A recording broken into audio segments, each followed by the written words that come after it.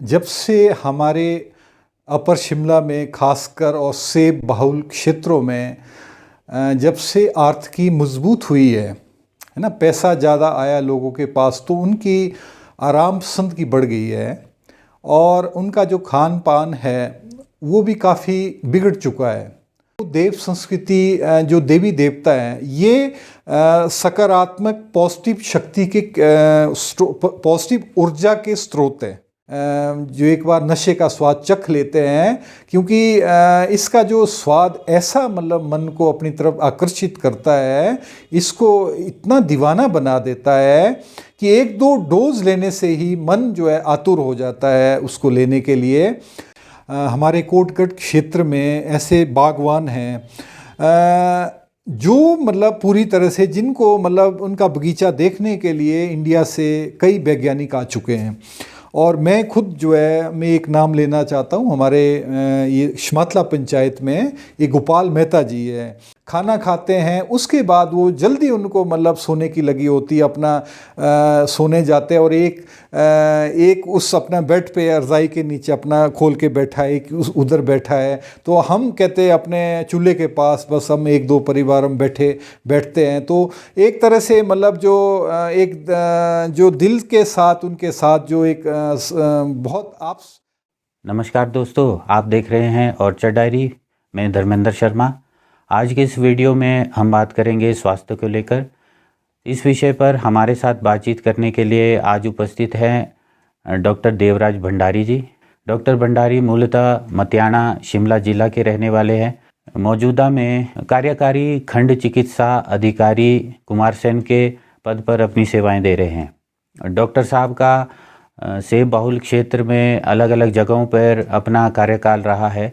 इन्होंने आध्यात्मिक स्वास्थ्य और भौतिक स्वास्थ्य को लेकर अपना बहुत गहन अध्ययन किया है। तो आज हम इसी बारे में इनसे बातचीत करेंगे। डॉक्टर साहब, स्वागत है आपका ऑर्चर्ड डायरी में। सबसे पहला मेरा सवाल रहेगा कि डॉक्टर साहब, एक किसान बागवान के लिए एक स्वास्थ्य की क्या परिभाषा है और एक संपूर्ण स्वास्थ्य को किसान बागवान किस तरह से प्राप्त कर सकता है? नमस्कार शर्मा जी, मेरा सभी प्रेमियों से मैं आज आपके इस चैनल पर रूबरू हो रहा हूँ। किसानों और बागवानों का मानसिक और शारीरिक स्वास्थ्य कैसे सुदृढ़ हो, उसके विषय में सबसे पहले मैं हेल्थ की जो संपूर्ण डेफिनेशन है मैं आपके सामने रखता हूँ। Health is a complete well being of physical, mental, social and spiritual being. अर्थात जो हमारा स्वास्थ्य है उसके शारीरिक सत्ता के साथ साथ मानसिक, सामाजिक और आध्यात्मिक पहलू भी उसके साथ जुड़े हुए हैं। लेकिन आज हम शारीरिक स्वास्थ्य पर ही पूरा फोकस कर रहे हैं और मानसिक स्वास्थ्य जिसके कारण आज हमारा काफ़ी कमज़ोर है और आध्यात्मिक स्वास्थ्य के बारे में हम पूरी तरह से परिचित नहीं हैं। कुछ समय से देखने में ये आया है कि सेब बहुल इलाके में बिगड़ी लाइफस्टाइल के जो रोग हैं वो ज़्यादा पनप रहे हैं। आप इसको किस तरह से देखते हैं?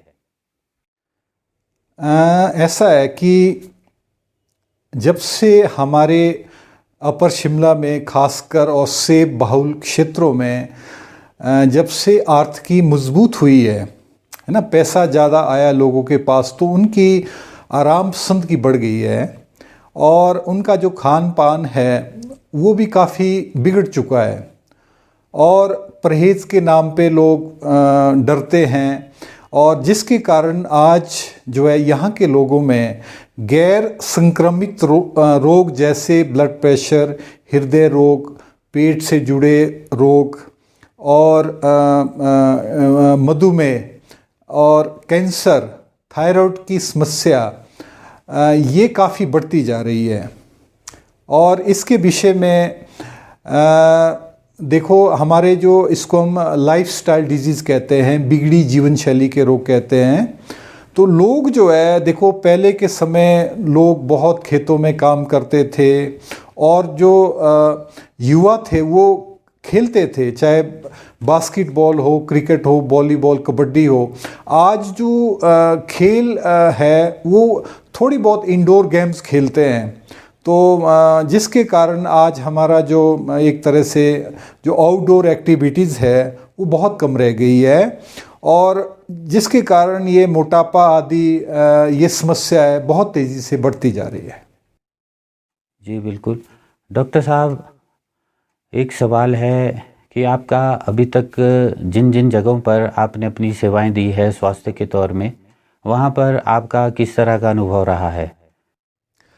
मैंने किन्नौर क्षेत्र में सबसे पहले मेरी सर्विस 1993 में मैंने सिविल हॉस्पिटल निचार में सबसे पहले मेरी तैनाती हुई, और सन 2000 तक मैंने किन्नौर के जैसे रूपी है जहाँ पे 17 किलोमीटर पैदल जाना पड़ता है रोड से, और ऐसे पीएचसी किल्वा आदि सब मैंने यहाँ पे सेवाएं दी है। सबसे पहले किन्नौर के बारे में बताना चाहूँगा कि यहाँ की जो संस्कृति है बड़ी खुली संस्कृति है, और किन्नौर के जो लोग हैं बहुत एक आपस में उनका जो मिलना जुलना बहुत अच्छा है। तो वहाँ पे मानसिक रोग जो है बहुत कम है, क्योंकि वो एक दूसरे से बहुत अच्छे से शेयर करते हैं, और अपनी लैंग्वेज में वो बहुत अच्छे से अपनी उनकी जो रिश्तेदारी का महत्व वो बहुत अच्छे से समझते हैं और निभाते हैं। उसके बाद मैंने ज़िला शिमला के सराहन आदि क्षेत्र में सर्विस की, और मैंने यहाँ पे बरथाटा में 10 साल मेरी वहाँ पे मैंने नौकरी की, और उसके साथ वहाँ पे डेपुटेशन मेरा सिविल हॉस्पिटल जुब्बल और पीएचसी सावड़ा में होता रहता था।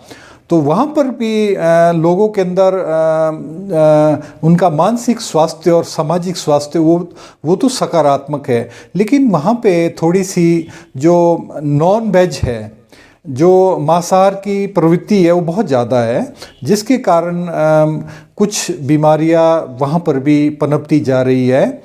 और अब मैं वर्तमान में कोटगढ़ कुमारसैन क्षेत्र में हूँ, तो यहाँ की जो संस्कृति है, यहाँ पे लोग काफ़ी बुद्धिजीवी है, अपने बुद्धि के स्तर पे तर्क संगत जीवन जीना ज़्यादा पसंद करते हैं। उनका भावनात्मक पहलू थोड़ा सा कमज़ोर है, इसलिए जो भावनात्मक पहलू कमज़ोर होने से यहाँ पे लोगों के अंदर थोड़ा सा घुटन, थोड़ा सा तनाव ये थोड़ा ज़्यादा देखा गया है। पहाड़ी क्षेत्रों में वैसे तो किसान बागवान है, स्वास्थ्य को लेकर उसको बहुत ज़्यादा सतर्क रहने की ज़रूरत है, क्योंकि अक्सर वो मशीनों और केमिकल के साथ काम करता है। फिर भी उसको खान पान को लेकर किस तरह की बातें हैं या स्वास्थ्य को लेकर उन्हें किन चीज़ों का ध्यान रखना ज़रूरी है? आपके ध्यान में मैं कुछ एक आंकड़ा देता हूँ आईजीएमसी का। हमारे ठेऊ क्षेत्र से पिछले 2017 से कैंसर हॉस्पिटल है, उनका एक शोध हुआ, तो वहाँ पे 200 से ज़्यादा केसेस ठेऊ के पार्टिकुलर एक क्षेत्र है, सेंज क्षेत्र है, उसके आसपास की काफ़ी जो महिलाएं, यहाँ तक कि जो युवा लड़कियां हैं, उनके अंदर कैंसर के मामले आए। तो वहाँ का जो हमारा जो कैंसर विभाग है आईजीएमसी का, तो वो बहुत उन्होंने इस पे मतलब वहाँ पे जाके उन्होंने इस वहाँ की टोपोग्राफी को देखा, और जब वो कारण सामने आया तो उनके लाइफस्टाइल में, खान पान में एक वो देखी गई एक आदत देखी गई कि वहाँ पे जैसे बंद गोभी होती है, तो बंद गोभी में आप जानते हैं कि उसमें स्प्रे भी होती है, और लोग जो है सर्दी तक उसको तीसरी फसल भी उसकी लेते हैं। और वहाँ पे क्या है कि बंद गोभी में जैसे स्प्रे करते हैं, तो स्प्रे करने के बाद क्योंकि वो जो ऑर्गेनोफॉस्फोरस जो स्प्रे होती है वो रच जाती है, पत्ते के अंदर चली जाती है, और फिर जो तीसरी उसकी फसल होती है वो गाय आदि को दी जाती है, एक खुराक के तौर पे, चारे के तौर पे खिलाई जाती है, और उसके बाद गाय से हम गाय का हम दूध पीते हैं। तो ये कारण आया कि जो बंद गोभी है स्प्रे के कारण वहाँ पे एक तो ये मामले बढ़े। अनीमिया की बात कही आपने। अनीमिया जो है हमारे, देखो ऐसे तो पूरे भारतवर्ष में अनीमिया 60% के लगभग महिलाएं ग्रस्त है। हिमाचल में भी ये आंकड़ा करीब 58% महिला अनीमिया से ग्रसित है। अनीमिया का जो मुख्य कारण है, एक जो है लोग पत्तेदार सब्जियां बहुत कम खाते हैं, हरी जो पत्तेदार सब्जियां है, और दूसरा जो सिट्रस फ्रूट्स है, क्योंकि विटामिन सी की जो अब्जॉर्प्शन है, जो उसका अवशोषण है, वो सिट्रस फ्रूट्स अर्थात नींबू संतरा की खटाई के बिना वो पूरी तरह से नहीं हो पाता है। और एक कारण है कि हमारे आंतों में कीड़े बहुत है ना, कीड़ों की समस्या बहुत है, जिसको हम इग्नोर कर देते हैं। बेशक स्कूलों में अल्बेंडाजोल की गोलियां खिलाई जाती है, लेकिन जो किसान बागवान है वो मिट्टी से ज़्यादा खेलते हैं, तो और पानी में भी नेचुरली मिट्टी वाला पानी कई जगह रहता है, तो कीड़ों की जो समस्या है वो काफ़ी कॉमन है, और जिसके कारण जो आंतों से कीड़े हैं वो बहुत आवश्यक जो हमारे पोषक तत्व है वो अवशोषित कर लेते हैं। ये दो मुख्य कारण हैं कि अनीमिया जो है, देखो हमारा जो लाइफस्टाइल है, देखो हम जो है घी दूध आदि ये ज़्यादा चीज़ें पसंद करते हैं, कई जगह फास्ट फूड खाते हैं। देखो घी में तो आयरन नहीं होता है ना, आयरन तो सबसे ज़्यादा ये ड्राई फ्रूट्स में, और सबसे ज़्यादा जो हमारी हरी सब्जियां होती है, पालक ब्रोकली आदि में होता है, चुकंदर में सबसे ज़्यादा होता है, और उसके बाद फिर हमारे चने में बहुत होता है। तो ये कारण है कि हम जो है ठीक से जो हमारा जो खाद्यान्न है वो सही नहीं है। डॉक्टर साहब, वैसे तो पूरी जो हिमाचल है देवभूमि है, यहाँ पर देवभूमि होने के साथ साथ यहाँ की अपनी सांस्कृतिक और पारंपरिक व्यवस्थाएं भी है। आप यहाँ के लोगों के स्वास्थ्य के साथ इन पारंपरिक सांस्कृतिक जो परंपराएं हैं उनको आप किस तरह से आपस में जोड़कर देखते हैं? मेरा देवी देवताओं से बचपन से काफ़ी जुड़ाव रहा है, और मैं पहाड़ी संस्कृति में, गांव में मैं पला बड़ा हूँ, और हमारे क्षेत्र में ये भूंडा आदि, बल्टी आदि मैंने बचपन से बहुत उससे देखी, और बाद में मैं आध्यात्म से, ब्रह्मा कुमारी से पिछले 30 सालों से जुड़ा हूँ। और तो ब्रह्मा कुमारी में जो यहाँ का आध्यात्मिक दर्शन है, जो परमात्मा का ईश्वरीय ज्ञान है, और यहाँ की जो मुरलियाँ है, तो उसके अंदर उसके बारे में जो चिंतन है वो बहुत सकारात्मक है, वो अंदर की हमारे आंखें खोलने वाला है। तो उस चिंतन को लेके जब मैं देव संस्कृति को देखता हूँ, तो देखो देव संस्कृति जो देवी देवता है, ये सकारात्मक पॉजिटिव शक्ति के पॉजिटिव ऊर्जा के स्रोत है ना, पॉजिटिव हमारे तो और उसी तरह से देखो एक पॉजिटिव पहलू ये है, और ऐसे ही ऋणात्मक पहलू भी है कि कई जो है जो आसुरी शक्तियाँ है, जिनको कई जगह देवी देवताओं के रूप में पूजते हैं, उनका भी यहाँ पे बहुत ज़्यादा प्रकोप रहता है। तो क्योंकि मेरा गुठान में डोम देवता जी से बहुत मतलब मैं उनके बहुत नज़दीकता से संबंध रहा है बचपन से, और हमारे शड़ी महेश्वरी देवी जी से, और महासू महाराज जी से हनोल में, और शिरगुल महाराज चूड़ीधार में मैंने उनके विषय में मैंने गीत भी लिखा, और वहाँ पे हमने शिव ज्योति की एल्बम की शूटिंग भी की। तो उनके साथ मेरी जो उनके जो देवा है, जो उनकी देववाणी है, तो उसके द्वारा उनके साथ मेरी बहुत विशेष दिव्य वार्तालाप होती रही। तो मुझे मतलब ये है कि जो हमारे जो देवी देवता, बड़े देवी देवता होते हैं, वो गांव के हमारे हम लोगों के आध्यात्मिक रूप से रक्षा करते हैं, वो इविल से बचाते हैं हमें उनकी जो अच्छी परंपरा है, हमें उसमें पार्टिसिपेट करना चाहिए।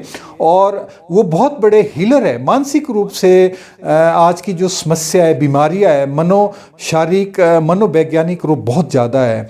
उसका कारण है कि हमारी जो इविल फोर्सेस है, ये नकारात्मक आसुरी शक्तियाँ, इनका प्रकोप बहुत बढ़ गया है। तो उसकी मतलब एक आम आदमी की रक्षा हमारे कुलिस्ट करता है, और हमारे जो गांव के जो बड़े देवी देवता है वो भी बहुत हमारे एक माँ बाप की तरह हमारी वो भी रक्षा करते हैं। और रही जो है हमारे पहाड़ों में ये विष का बहुत प्रचलन है। तो देखो मैं आपको सुनाता हूँ, जब मैं सिविल हॉस्पिटल जुब्बल में मैं कार्यरत था, डेपुटेशन में बरथाटा से मैं अक्सर आता था, तो वहाँ पे 10 दिन 14 दिन मेरी ड्यूटी रहती थी। तो वहाँ पे हमारी एडमिशन्स होती थी, कई बार हमारे 35 पूरे के पूरे बेड भरे होते थे पेशेंट से। तो कुछ पेशेंट्स में उपद्रव होता था वहाँ पे, रात मतलब कुछ हिलते थे और कुछ अलग तरह के मतलब उनके जेस्चर होते थे। तो हमारी एक वार्ड सिस्टर प्रभा जी हमारे जुब्बल में थे, वहीं के स्थानीय वो थे, और उनको इतना अनुभव था कि वो जैसे ही मतलब हम पेट की दर्द में मैंने देखा कि हम 3 दिन हो गए उस पेशेंट की कई बार ज़्यादा आराम नहीं पड़ रहा, उस पर हमने सब कुछ कर दिया, तो वो सिस्टर ये बता देती थी कि डॉक्टर साहब इसको विष की किसी ने विष खिलाया, इसको त्रिवेणी भेजो आप। तो मेरे सामने की बात है, त्रिवेणी में वो किसी पंडित जी के वहाँ पे कोई वो जल पिलाते हैं, तो वो जब जल पी के आते थे वो लोग ना, तो उनको बड़ा आराम मिल जाता था, और हल्की सी हम रेनेटिडिन की गोली दे के वो बिल्कुल हम उनको डिस्चार्ज कर देते थे। और ऐसे ही विष के विषय में दो तरह के विष में मानता हूँ, क्योंकि मैंने जो है डोडरा क्वार में उस जगह में गया हूँ जहाँ पे ये विष बनता है। तो एक विष होता है जहाँ पे मतलब 20 तरह की जो 10 जो है जहरीले पेड़ पौधे होते हैं, जिसमें कड़वा मोहरा, कड़वी अतीश आदि, ये धतूरा आदि, और ऐसी 10 जहरीले जीव जंतु, सांप बिच्छू आदि, इनको जो है एक उसमें बर्तन में वो लोग डालते हैं और उसका शराब की तरह उसका अर्क निकालते हैं। एक वो प्रकार है, एक जो है एक जादुई विष होता है, और जिसमें वो मतलब वो बड़ा मंत्र तंत्र के बाद वहाँ जैसे किसी की वो मिट्टी जिसको विष देना है उसकी मिट्टी उठा लेते हैं पैरों की और उसको फूंक से भी देते हैं। वो जो दूसरे वाला है बहुत मतलब ये बड़ा ये सूक्ष्म है, लेकिन इसका बहुत प्रभाव है। और कुछ मतलब इसको ऐसी प्रैक्टिसेस है हमारी ये मतलब हमारे पहाड़ों में, क्योंकि मैंने शिमला में एक क्षेत्र है मिशोबरा से नीचे लगता है क्षेत्र है, तो वहाँ पर ये समाज में बड़ी बड़ी समस्या पिछले 1-2 सालों में आई, पूरे के पूरे गांव में बहुत ज़्यादा ऐसी समस्या हुई। तो वहाँ पर भी लोगों को आईजीएमसी में लोग साइकेट्री में ठीक नहीं हुए, तो उनको वहाँ पे मतलब विशेष जो है एक टाइम को खाना खाते थे, उनका जो है अलग से ये मतलब दैवी एक निवारण किया गया, तो वो लोग आज ठीक हैं। कोरोना जैसी महामारी को आप किस तरह से देखते हैं, और हाल में ही पूरे विश्वव्यापी इस महामारी ने किस तरह से हमारे सामाजिक स्वास्थ्य को है वो प्रभावित किया है? कोरोना का जो वायरस है आप सभी जानते हैं कि चीन के वुहान प्रांत और विशेष उस मार्केट से फैला है, जिसमें जो है छोटे छोटे जीव जंतुओं को बहुत एक मतलब उनको बुरी तरह वहाँ पे उनको मार कर और उनको मतलब खाने की वो प्रथा है चीन में। तो इसके बारे में उत्पत्ति के बारे में तो कई अलग अलग इसमें विचार है। कोरोना शुरू में जो कोरोना की लहर फैली तो उसके कारण वो जो वायरस है वो एड्स की वायरस की तरह बहुत उसने अपने रूप बदले, और जिसके कारण जो है वर्तमान में हम उसमें पहुंच चुके हैं कि अभी का जो वेरिएंट है ना, जैसे ओमिक्रॉन कहते हैं, वो बहुत ही उसका एक पूरी ही उसकी जो उसका आरएनए है वो चेंज हो चुका है। तो वो शायद वैक्सीन से भी शायद इसके अभी मतलब कह नहीं सकते कि वैक्सीन पूरी तरह से उसको रोक पाती है, नहीं रोक पाती। कोरोना के विषय में जो आध्यात्मिक एक मत है वो ये है कि हमारे पूर्व जन्मों में जिनके भी हमारे संस्कार रहे हैं, हमने नॉन वेजिटेरियन हमारी आदतें रही है, तो उनको कोरोना बहुत उससे पकड़ रहा है। और जितना हम प्रकृति को हम नुकसान पहुंचाते हैं, तो कोरोना जो है एक तरह से प्रकृति जो है कोरोना के माध्यम से मनुष्यों से बदला ले रही है। और ये जो वायरस है विश्व में, ये इतनी तेज़ी से भी ख़त्म तो नहीं होगा, क्योंकि ये थोड़ा सा बैठेगा फिर ये उठेगा। तो देखो कोरोना किस तरह से रूप बदलता है। बाकी देखो कुछ लोग जो है बहुत ज़्यादा डरते हैं, है ना। जैसे हमने देखा, एक मैं आपको उदाहरण बताता हूँ। जिस समय मैं लास्ट ईयर शिमला में मैं अपनी बुक छपवा रहा था न्यू एरा ग्राफिक्स में, तो एक रोडू के एक सज्जन थे, उनकी रिटायरमेंट हुई, तो उन्होंने एक अपनी 2 डायरिया कोरोना पे लिख दी। और उनको था कि मैंने किताब छपवानी, और ऐसी मेरी लाइफ में पहली बार ऐसी बीमारी आई, लोग जो है घरों के अंदर रहे और हर चीज़ मतलब थम सी गई। तो उसके बाद जो है 2 महीने बाद उनको ही कोरोना हो गया और उनकी डेथ हो गई और किताब अधूरी रह गई।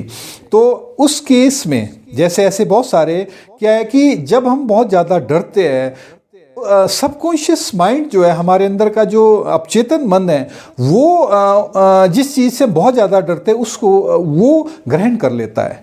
तो अगर हम सोते हुए भी दिन रात इसी चिंतन में सोएंगे कोरोना से ये होता है, तो अक्सर होना मतलब इनर साइकोलॉजी ऐसी है कि वो उसको जीवाणु को खींच लेती है। कोरोना के विषय में मैं इतना कहूँगा कि एक तो हमारी इम्यूनिटी मजबूत होनी चाहिए और शाकाहार को हमें बढ़ाना होगा। और ये जो हमारे देखो मैं आपको बताता हूँ, एक हमारी मंडी की बॉटनी की प्रोफेसर PhD डॉक्टर तारा सेन ठाकुर, जिन्होंने हिमाचल के एडिबल प्लांट्स उस पर बुक भी लिखी है, तो वो अपना अनुभव सुनाती है कि मैंने मोरिंगा जो एक सहजना पेड़ होता है उसकी चाय खुद भी पी, औरों को भी पिलाई, जिसको पिलाई कहते उसकी इम्यूनिटी इतनी अच्छी होगी, उनको कोरोना के वायरस ने प्रभावित नहीं किया। तो अब इम्यूनिटी को भी हमें बढ़ाना है। और ऑक्सीजन लेने का तरीका में जो प्राणायाम है, अपने फेफड़ों को मजबूत करना है, प्राणायाम की विधि अच्छे से समझनी है। और जितने हम जो इम्यूनिटी को कम करने वाले जो हम पोषक पदार्थ है, जितना हम तला हुआ खाएंगे, तो उससे हमें कम अपनी आदतों को नेचुरल सा बनाना है और नेचुरल भोजन की तरफ हमें आगे बढ़ना है। डॉक्टर साहब, एक सवाल है कि आर्थिकी के बढ़ने के साथ साथ जो यहाँ इस क्षेत्र में की जो युवा पीढ़ी है वो बहुत तरह के मानसिक अवसाद का शिकार हो रही है, जिसमें कि युवक भी है, युवतियाँ भी है और बहुत सारे परिवार भी है। इसका मुख्य कारण क्या है और समाज में जो पनपती व्याधियां हैं वो आदमी के स्वास्थ्य पर किस तरह का प्रभाव डाल रही है? देखो, आज की जो हमारी युवा पीढ़ी है उनके लिए सहजी इंटरनेट उपलब्ध है और वो इतनी नवीन जानकारियाँ हासिल कर रही है और उनके पास उपलब्ध है कि हमारे जो 4 तरह के जो स्वास्थ्य है, हमारा मानसिक स्वास्थ्य और आध्यात्मिक स्वास्थ्य आज की नौजवान पीढ़ी का बहुत कमज़ोर है। देखो, पहले के दौर में आप जानते हैं हमारे घरों में आरती होती थी सुबह शाम, बहुत अच्छे से हम पूरे परिवार जो है ओम जय जगदीश हरे सब बैठ के गाते थे और एक समय होता था सुबह और शाम का, और पूरा परिवार जब एक तरह से परमात्मा के भजन आरती आदि गाता था तो हमारे मन में भी एक सकारात्मक ऊर्जा का संचार होता था। आज जो है नेट के कारण हम इतना ज़्यादा उसमें खो चुके हैं कि आज हमारा मानसिक स्वास्थ्य बहुत तहस नहस हो चुका है। आज हमारे मन के अंदर विल पावर नहीं है और हम समय पे उठते नहीं हैं, समय पे सोते नहीं हैं और समय पे खाते नहीं हैं। तो ये जो नशा है, देखो नशा जो है आप जानते हैं कि हमारे प्रेजेंट में जो चिट्टा है ना, वो एक सफ़ेद रंग का यौगिक कंपाउंड है वो बहुत महंगा है। उसके बारे में बहुत ज़्यादा मतलब उसकी जो खेप है वो गुप्त रूप से पकड़ी भी जाती है और बहुत ख़तरनाक है।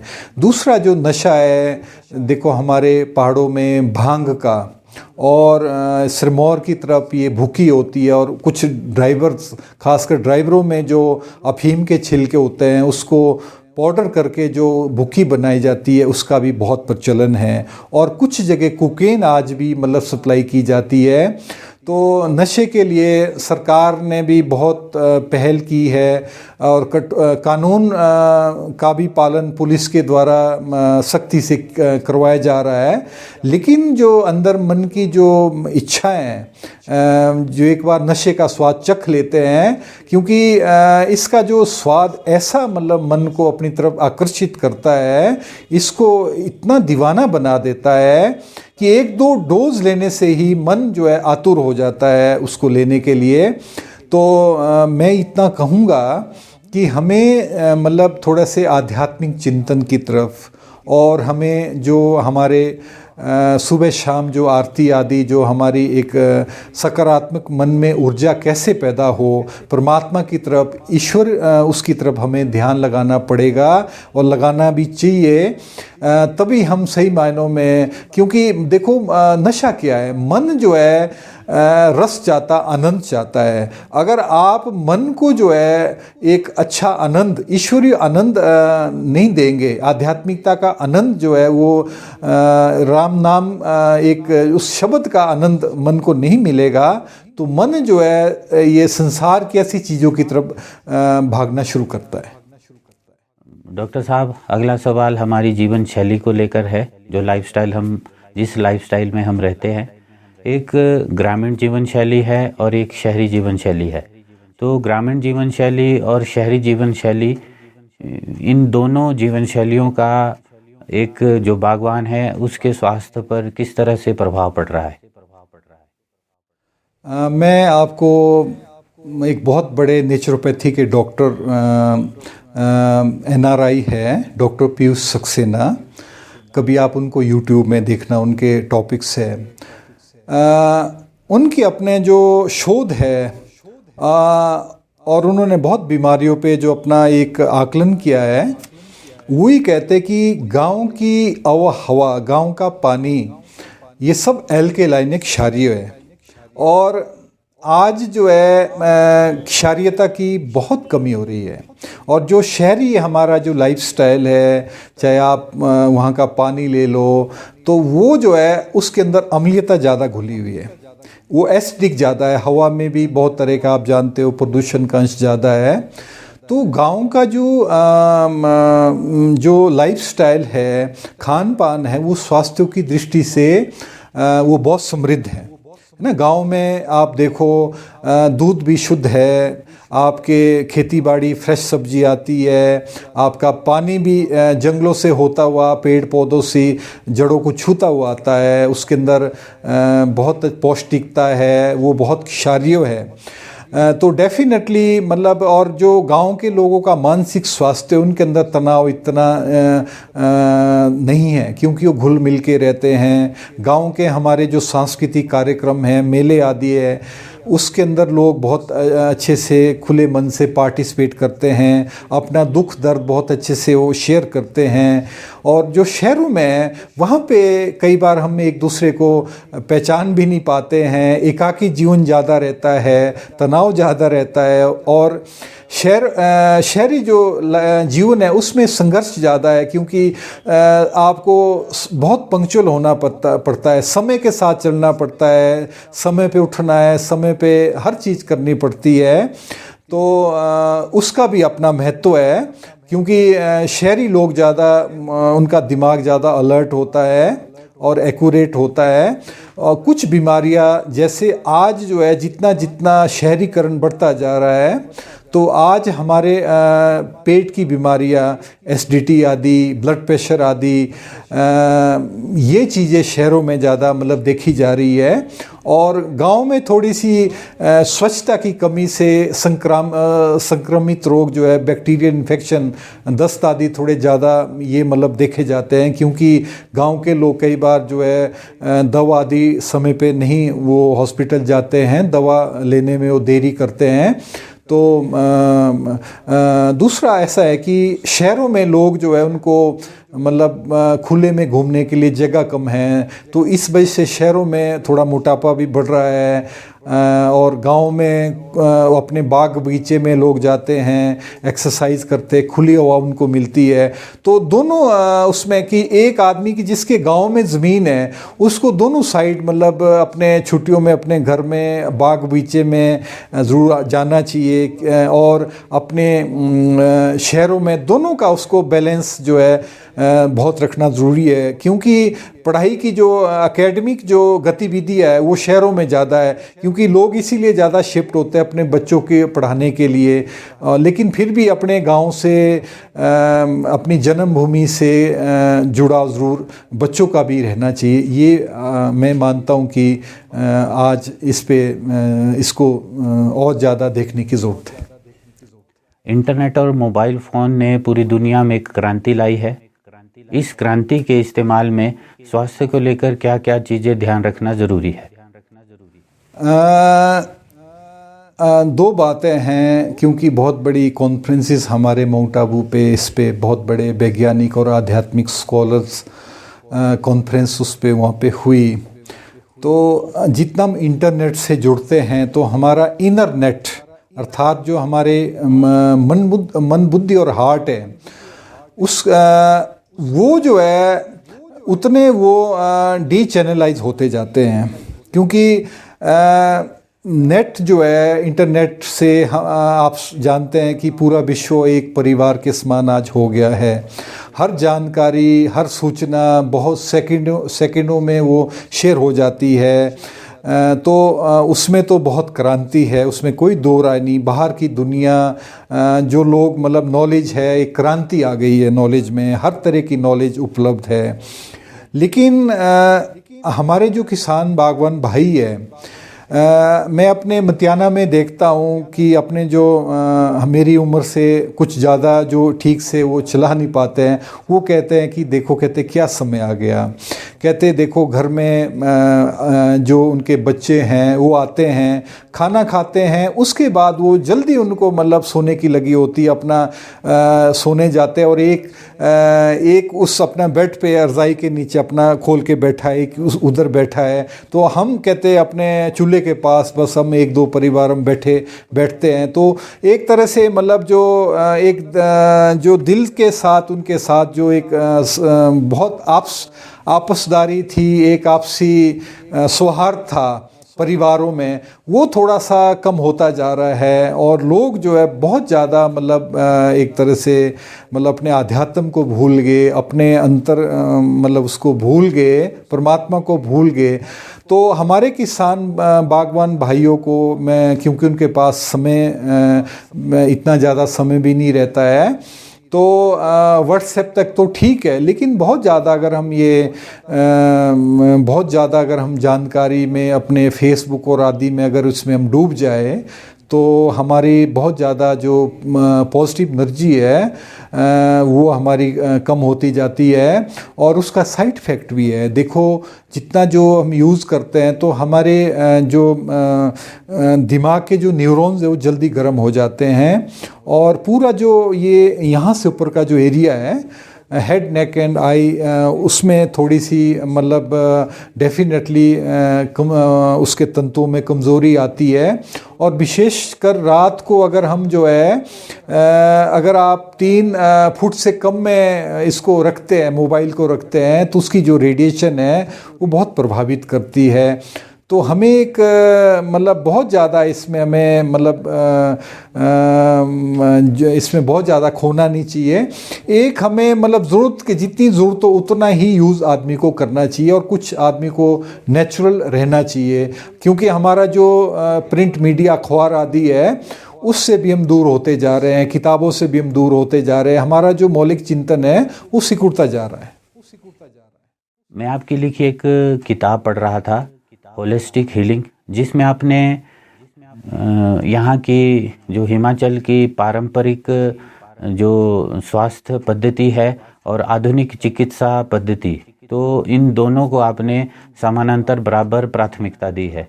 आपका इस बारे में क्या कहना है?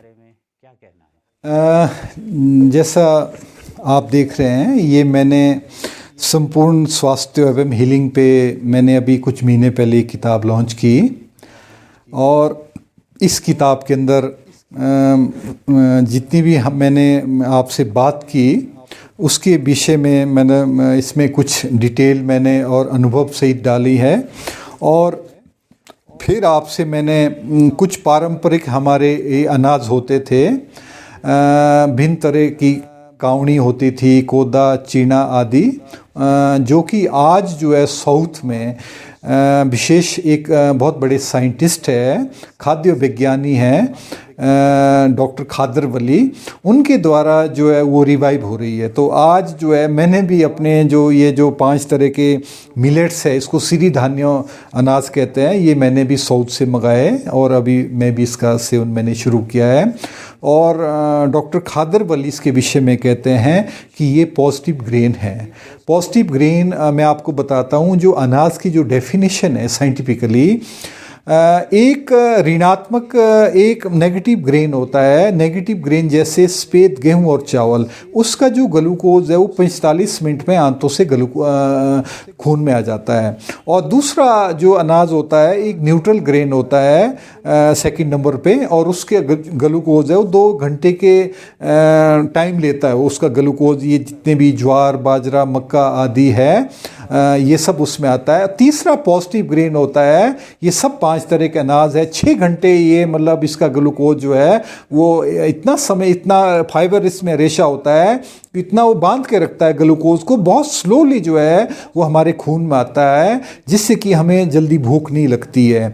और इस ग्रेन के विषय में डॉक्टर खादर वली आप यूट्यूब में देखना, उन्होंने कैंसर और शुगर को रिवर्स किया है, और मोटापा, हार्ट डिजीज, थायराइड, 5 बीमारियों पे उन्होंने अलग अलग दिन इसका मतलब वो खाने को कहते हैं। और इसको आप जो उबाल के भी खा सकते हैं, इसको हम भिगो के 8-10 घंटे इसको भिगोना पड़ता है, क्योंकि इसका जो फाइबर है वो बहुत मतलब वो तभी नरम हो पाता है। उसके बाद आटे की तरह इसको आप खा सकते हैं। और ये जो है ये हमारे कोदा तो भी हमारे पहाड़ों में जनरली शुगर के लिए बहुत लोग इसको यूज़ करते हैं, हाई फाइबर डाइट है, तो बहुत इसके आप जानते यूज़ है, आप इसको देखना। और मैंने जो आपसे जो आपने मेरे विषय में आधुनिक चिकित्सा और पारंपरिक चिकित्सा के विषय में आपने बात कही, मैं एक सीनियर मेडिकल ऑफिसर हूँ, मैं MBBS हूँ। इस समय मैं कुमारसैन में एज ए खंड चिकित्सा अधिकारी के नाते मैं ऑफिशिएटिंग BMO के तौर पे कार्यरत हूँ। तो मैं जो है अपने अनुभव में ये कहना चाहता हूँ कि आज जो है हमारे जो लोग हैं, खासकर हिमाचल के लोग हैं, वो बहुत ज़्यादा मतलब मॉडर्न मेडिसिन की तरफ बहुत ज़्यादा वो उसको फॉलो करते हैं, और जिसके कारण कि जो इरेशनल जो है over use of modern medicines है ना, मतलब तो बहुत ज़्यादा वो अंग्रेज़ी दवाएं खा रहे हैं। हमारे प्रोफेसर जिन्होंने हमें पढ़ाया वो कहते थे कि हमने अपने जीवन में 5 से ज़्यादा दवाइयाँ नहीं दी कभी पेशेंटों को, और कहते आपने भी आगे नहीं देना, और उसका कहते लीवर और किडनी पे बुरा इफेक्ट पड़ता है। लेकिन आज जो है दुख की बात ये है कि आज जो हमारे डॉक्टर्स हैं, कुछ उनको मतलब उनको वो हमारे जो पारंपरिक खान पान है और उसके विषय में उनकी वैज्ञानिक जो उनका वैज्ञानिक जो उनकी जानकारियों कम होने के कारण वो मतलब जो है सब कुछ जो है उन व्याधियों के लिए औषधियाँ लिखते हैं। और देखो खून गाढ़ा हो गया तो खून गाढ़ा होने के लिए अलग दवाई होगी, और खून गाढ़ा होने से ब्लड प्रेशर बढ़ता है, और उसके बाद कोलेस्ट्रॉल बड़ा होता है। तो जबकि जो है हमारे पास ऐसे मतलब नुस्खे हैं, ऐसे मतलब हमारे पास भारतवर्ष में ऐसे वैद है, ऐसे हमारी प्राचीन आयुर्वेदा की ऐसे मतलब सिद्धांत है और नाना नानी के नुस्खे है जिसको मैंने भी खुद आजमाया है बहुत लोगों पे, उससे बहुत आपको लेने की ज़रूरत ही नहीं है। आप देखो ब्लड प्रेशर के लिए 3-4 गोलियों का कॉम्बिनेशन दिया जाता है और मैं आपको बताऊं हार्ट के लिए 20-20 गोलियां मतलब ये जो मतलब मेरे पास कई पेशेंट्स अटैची के साथ आते हैं और वो 2 घंटे के बाद ये दवाई खानी है, 2 घंटे के बाद ये, तो इतना ज़्यादा मतलब मेडिसिन का लोड पड़ रहा है लीवर और गुर्दे, जिससे आज हमारे बहुत कमज़ोर हो गए हैं। और मैं मानता हूँ कि हमारे खान पान में मतलब जिसको जब ये हमारी इसकी मेडिसिन की खोज हुई उसमें मतलब यूनान ग्रीक सबसे पहले ग्रीस से जो ये दोनों मेडिसिन्स की जो सबसे पहले, तो वहाँ पे ये बताया कि फूड एज ए मेडिसिन है ना, हमें जो है भोजन को भी एक मेडिसिन के तौर पे लेना चाहिए। और मैं ये कहना चाहता हूँ, चाहे डॉक्टर्स है जो भी उससे जुड़े हुए मॉडर्न चिकित्सा से, चाहे जो भी उसके मतलब उसमें सेवा देने वाले लोग हैं, मैं डॉक्टर्स से इतनी गुजारिश करूँगा कि आप अपनी जो है ये हमारे जो खाद्य एडिबल जो प्लांट्स है इसके बारे में कुछ आप जो है जो हम रोज़ खाते हैं उसके बारे में वैज्ञानिक जानकारी अपनी अप टू डेट करें। क्योंकि लोगों को मैं आपको बताऊं, जैसे देखो मैंने इतना अनुभव है मेरा, पीलिया के लिए मैं खुद दवा देता हूं और पीलिया जो रोग है हेपेटाइटिस ए हो बी हो, और उसमें हमारी जो है ऐसी पहाड़ों में मतलब पत्तियां है और एलोपैथी तो पीलिया में नहीं दे सकते। और ऐसे ही किडनी में कितने पेशेंट्स मेरे ऐसे हैं जिनको मेरे रिश्तेदार वगैरह मैंने मरते हुए देखा, वो उनको डायबिटीज़ थी, 4 दवाइयाँ खा रहे थे और उसके बाद डायलिसिस हो गया और उनकी किडनी ख़त्म, उनकी डेथ हो गई। तो ये और हार्ट की उसमें, तो मैं ये कहना चाहता हूँ कि मैं आपको हार्ट के उसमें सबसे जो डेथ्स हो रही है हृदय के कारण हो रही है, हृदय की बीमारियाँ, उसके लिए नंबर 1 अर्जुन पेड़ की छाल है, उसकी आप उसकी चाय पिए, उसका रंग भी चाय की तरह आता है, आप दूध डाल के पिए, इतनी अल्केलाइन है, क्षारीयता है उसके अंदर, खून पतला करती है, आपके अंदर लीवर में अंदर जो चर्बी जमा होती है उसको बाहर निकालती है, और दूसरे नंबर पे हमारी खून की नसें हार्ड हो जाती है, एथेरोस्क्लेरोसिस बोलते हैं, जिससे कि हार्ट अटैक जल्दी आता है। और आंवले का आप सेवन करें, आंवला एकदम मुलायम कर देता है हमारी खून की जो नसों नाड़ियों को, तो ये सेवन हमारा नहीं हो रहा। और घिया देखो, घिया की जो सब्जी है, घिया का आप जितना सेवन करेंगे हमारे जो पेट में ज़्यादा एसिडिटी होती है उसको बैलेंस करता है। ऐसे ही एलोवेरा का सेवन करना चाहिए। और खून पतला करने के लिए आप ये दवा जितने भी हमारे एटोरवास्टिन स्टेटिन की जो दवाई है इसके बहुत साइड इफेक्ट है। और मैं कहता हूँ कि आंवला और जो काली मिर्च है वो 5-7 दिन के अंदर कैसा भी गाढ़ा खून उसको पतला कर देती है। तो और ब्लड प्रेशर, खून पतला होगा आपका, ब्लड प्रेशर अपने आप नॉर्मल आ जाता है। आंवला बेरा ये सब चीज़ें नॉर्मल करती है। मैं बहुत ज़्यादा मतलब टेस्टों पे हम बहुत ज़्यादा उसके टेस्ट कॉन्शियस हो गए हैं और बहुत ज़्यादा हम दवाइयाँ खा रहे हैं, इसके बहुत ज़्यादा साइड इफेक्ट। इसीलिए आज लोगों के आप देखो थायराइड वीक है ना, फैटी लीवर बहुत लोगों का उस पर होता जा रहा है। और किडनी के बारे में क्रिएटिनिन लेवल बहुत तेज़ी से, यूरिया क्रिएटिनिन लेवल बढ़ता जा रहा है। तो हमें कुछ नेचुरल जो खान पान की आदतें हैं, कुछ हर्ब्स है, उसको भी लेना चाहिए। मैं आपसे शर्मा जी लास्ट में मैं अपनी तरफ से मैं कुछ और एक शेयर करना चाहूँगा कि देखो आज हम जो है सेब के लिए बहुत ज़्यादा तरह की स्प्रे करते हैं। डेफिनेटली ठीक है, क्योंकि सेब में जो भी फंगस आदि ग्रो करती है बरसात में, डेफिनेटली उसमें हमें यूज़ होना चाहिए। लेकिन मैं आपको बताऊंगा हमारे कुछ स्टोन फ्रूट्स के लिए हमारे कोटगढ़ क्षेत्र में ऐसे बागवान हैं जो मतलब पूरी तरह से, जिनको मतलब उनका बगीचा देखने के लिए इंडिया से कई वैज्ञानिक आ चुके हैं और मैं खुद जो है मैं एक नाम लेना चाहता हूँ, हमारे ये शमातला पंचायत में ये गोपाल मेहता जी है, वो बहुत जगह मतलब अपने जाते हैं, हर साइंटिस्ट उनको जहाँ पे ऐसी बागवानी की मीटिंग्स होती है उसमें जाते हैं, वो अपने बगीचों में ये मतलब जो है ये स्प्रे नहीं करते हैं जो हम करते हैं ऑर्गेनोफॉस्फोरस की जो हम स्प्रे करते हैं, वो एक मतलब वो देसी तरीका उनका है। उन्होंने बड़े बड़े ड्रम बनाए हैं जिसमें वो गौमूत्र है और उसमें नीम की पत्तियों का रस है, उसमें वो बेसन डालते हैं और उसमें एलोवेरा डालते हैं और उसको एक निश्चित मात्रा में डाल के वो स्प्रे करते हैं। तो वहाँ पे जो उनके जो मित्र जो कीड़े हैं वो बहुत अच्छा उनको उसमें मैं उनके तितलियाँ है, मित्र कीट है, उनके बागों में देखे जाते हैं। जितने भी आड़ू खुरमानी वगैरह बहुत प्रसिद्ध है, आपने कभी उनके बगीचे में देखना। तो और दूसरी बात है, हमारे ब्रह्मा कुमारीज का एक बहुत बड़ा एक मिशन महाराष्ट्र मध्य प्रदेश में किसानों के लिए यौगिक जैविक खेती, उसमें मतलब योग पेड़ पौधों को सकारात्मक संकल्प देते हैं और उसमें खाद आदि नहीं डालते हैं, उसमें बीजों को अभिमंत्रित करते हैं हमारे पॉजिटिव थॉट्स के द्वारा। तो टमाटर आदि की खेती बहुत अच्छी वहाँ पे हो रही है और वहाँ पर भी वो जो इतना बड़ा मिशन है और उस पे भी मतलब आपको सोचने की ज़रूरत है कि मतलब खाद में ही अगर हम ये सब कुछ खाद से भी संभव नहीं है, क्योंकि हमारी जो खेती बाड़ी के आप जानते हो उसकी उर्वरकता बहुत तेज़ी से ख़त्म होती जा रही है और मित्र कीट ख़त्म होते जा रहे हैं और जिससे कि हमारे जो दूसरे कीट है वो पनपते जा रहे हैं। किसानों और बागवानों से जुड़े इस मंच पर आपने अपना बहुमूल्य समय दिया। देवभूमि में और सेब बहुल क्षेत्र में स्वास्थ्य के प्रति आपका कैसा अनुभव रहा उसको आपने हमारे साथ साझा किया। आशा करते हैं कि भविष्य में आप इसी तरह से स्वास्थ्य के क्षेत्र में अग्रणी भूमिका निभाते रहेंगे। आपका हमारे साथ इस प्रोग्राम में आने के लिए बहुत बहुत धन्यवाद। ओम शांति, धन्यवाद, जय हिंद।